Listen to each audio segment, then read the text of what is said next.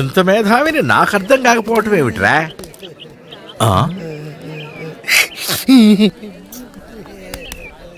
వీడేమిట్రా సునామీలో అస్తంతా పోగొట్టుకున్నట్టు అలా చెట్టు కింద ఒంటరిగా కూర్చొని ఏడుస్తున్నాడు. 5 ఏళ్లలో నాకు అర్థం కానిది 5 రోజులు నీకేమర్థమైతే వస్తుందంటావు? పద వెళ్ళి వాడిని అడుగుదాం రా.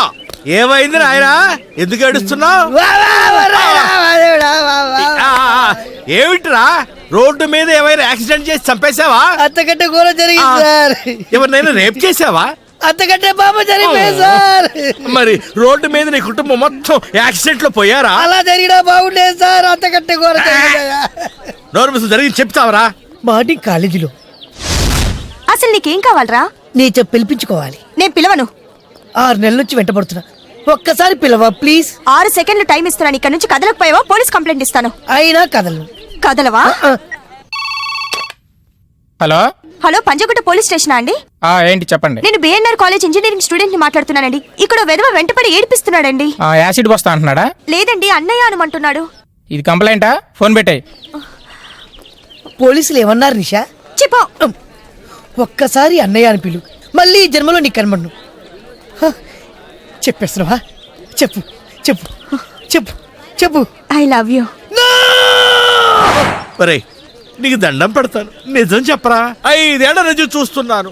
రోజు కాలేజీకి వస్తావు, అమ్మాయిలకు గులాబీలు ఇస్తావు, అన్నయ్య అనమంటావు, సెల్ ఫోన్ నంబర్ తీసుకుంటావు, సెల్ ఫోన్ లేని వాళ్ళ కొత్త సెల్ ఫోన్ కొనిస్తావు. అసలు ఇదంతా ఎందుకంటావు? తృప్తి కోసం. తృప్తా? అమ్మాయిల చేత అన్నయ్య అనిపించుకోవడం అదే తృప్తిరా? అది పొందేవాడికే తెలుస్తుంది సార్.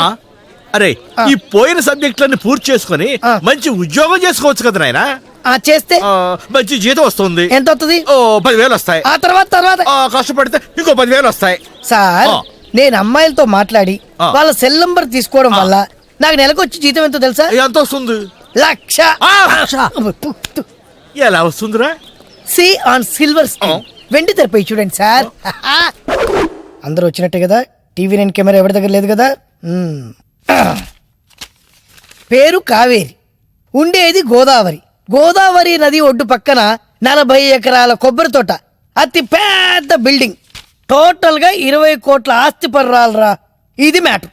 రాఖీ గాడి పాట 1000 రూపాయలు. 2,000 3,000 7,500 7,500 ఒకటోసారి, 7,500 రెండోసారి, 7,500 మూడోసారి. నువ్వు రా. నీకు నెంబర్ SMS చేస్తే జాగ్రత్తగా డీల్ చేసుకో.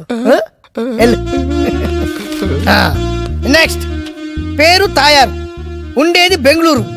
వాళ్ళ ఆడ పెద్ద సినిమా ఫైనాన్షియర్. బెంగళూరు సిటీలో పెద్ద పెద్ద షాపులు 4 ఉన్నాయి. అంతేకాదు సిటీ అవుట్స్కట్స్ లో 40 ప్లాట్లు ఉన్నాయి. ఇంట్లో 20 లక్షల దాకా వస్తాయి. రాఖీ పాట 4,000 రాబాయ్. నేను 5,000 7,000 8,000 9,000 10,000 10,000. ఒకటోసారి పాడండి రా, రెండోసారి, మూడోసారి రా. పేరు శృతి, అనుష్క లాంటి హైట్, నయనతార లాంటి నడుము, చార్మి లాంటి చిక్స్. కాకపోతే ఆస్తిపాస్తులు ఎక్కువ లేవు. గవర్నమెంట్ హాస్టల్లో స్టేయింగ్. రాఖీ పాట 500 రా. అమ్మ నా రాఖీ. ఏంట్రా అందరూ సైలెంట్ అయిపోయారు? శృతి సూపర్ ఫిగర్ రా. ఎవరన్నా పాడండి రా. ఆస్తి లేనప్పుడు తొక్కలో అంద, ఉంటే ఏంటి లేకపోతే ఏంటి? అమ్మ నాకు. అరే, మీరు ప్రేమిస్తుంది అమ్మాయిలు కాదురా, వాళ్ళకున్న ఆస్తి పాస్తుల్ని. అమ్మో అమ్మో అమ్మో, ఇవాళ పాట క్యాన్సిల్. వెళ్ళిపోరా.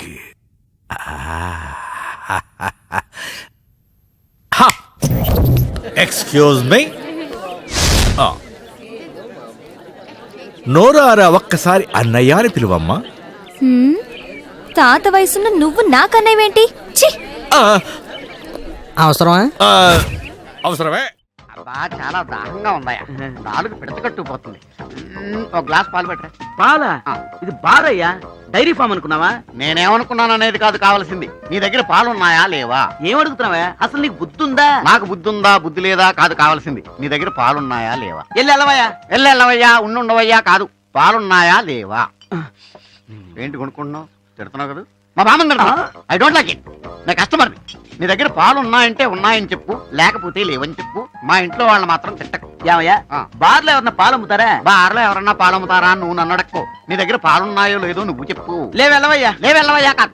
లేవు సార్. లేవు సార్. మరేమున్నాయి సార్? రమ్ము బ్రాండీ విస్కీ సార్. ఇంకేమీ అమ్మరా సార్? అమ్మరు సార్. అయితే ఒక ఫుల్ విస్కీ పెట్టరా. చెప్పాను కదా దాహంగా ఉందని.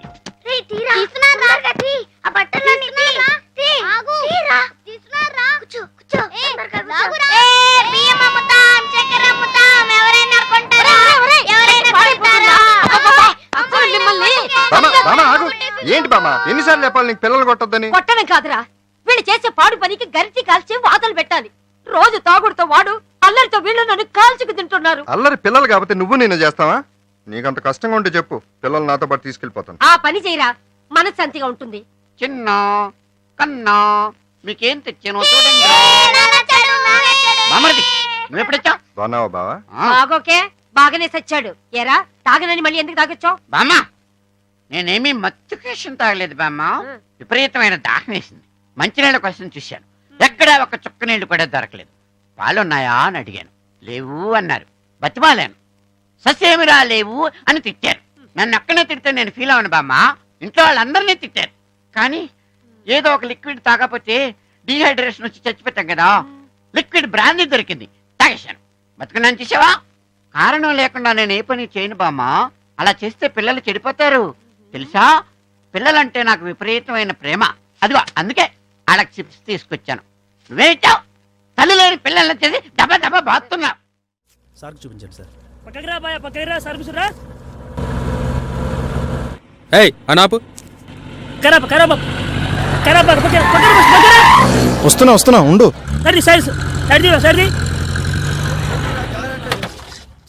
వస్తున్నా ఆగవా. మీ సార్ మూడు బాగుందా? నమస్తే.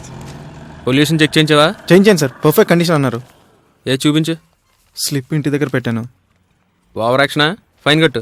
వద్దు సార్, స్లిప్ ఇంటి దగ్గర ఉంది సార్. నిజంగా మీకు తెచ్చి చూపిస్తా. అయితే కారు కూడా ఇంటి దగ్గర పెడతాను, స్లిప్ చూపించి తీసుకెళ్ళి. ఏయ్ ఆ కార్లో ప్యాసింజర్స్ దించవా? వద్దు సార్. ఉండు.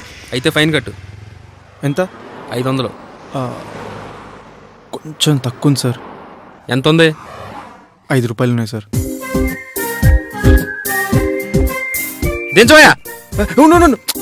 Sir please sir. చెప్తాను ఒక్క నిమిషం ఆగవా. ఊరు నుంచి వచ్చారు సార్.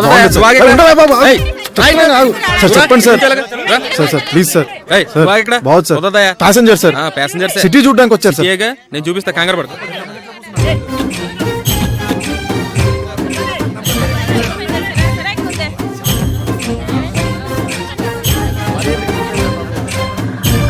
రే ఈ చిన్న కారు సిటీ బస్సా? వీళ్ళందరినీ మడతపెట్టి లోపల పెట్టేసావా? లేదు సార్, అదేం లేదు సార్, కొంచెం ప్రాబ్లం ఉండేలా చేశాను సార్. నువ్వు సామాన్యుడు కాదురోయ్. నీ దగ్గర 500 కాదు, చాలా వసూలు చేయాలి. వీళ్ళందరినీ సెటిల్ చేసి పంపించేస్తాను, అంతవరకు వెయిట్ చేయి. సార్ వద్దు సార్ ప్లీజ్, లేట్ అయిపోతుంది. ఆగమానా? ఏమయ్యా ఇతని సంగతి ఏంటి?